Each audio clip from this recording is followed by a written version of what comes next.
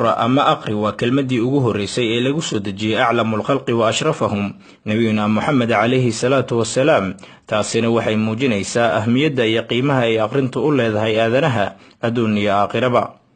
أقرنت وافرها علمك بل وافرها الليبانتا لبدا دارت ومد أن وح أقرين وحا أي كدغنتهي ومد إندها لا أو أن أقول مالنتي جوكتو تكتدي ذي يتماد ذي با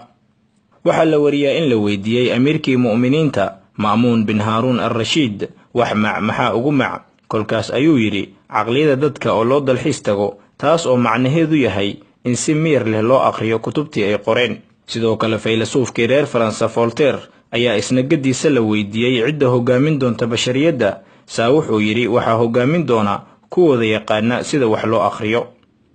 أبو عثمان الجاحد oo ahaa adiib noolaa 1000 sano ka hor ayaa isna laga wariyaa inuu yiri xakiimku dhiman ha yeeshee kutubtiisa hari aqliguna wuu tagi balse waxa baaqi noqon raadkiisa waa run oo aniga qudheyda ayaa maqlay odo Soomaaliyeed isagoo leh an waa dhimaha dhagax maahi dhawaqa kaygaasa dhumaynin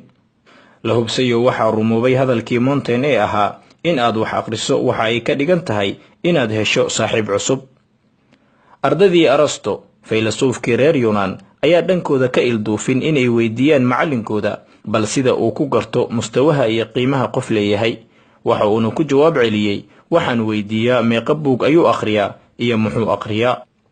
ugu dambeyn sida ku cad tajaaribta aadanaha waxa la muhraan ah in akhrinta laga dhaxlo 4 shay midkood xigmad taqwo raaxo ama faa'iido cilmiyeed sida darteed ina aadanu akhri anigu waa abaal oo idin leh صاحبي الأخرية أنا ساقن قرني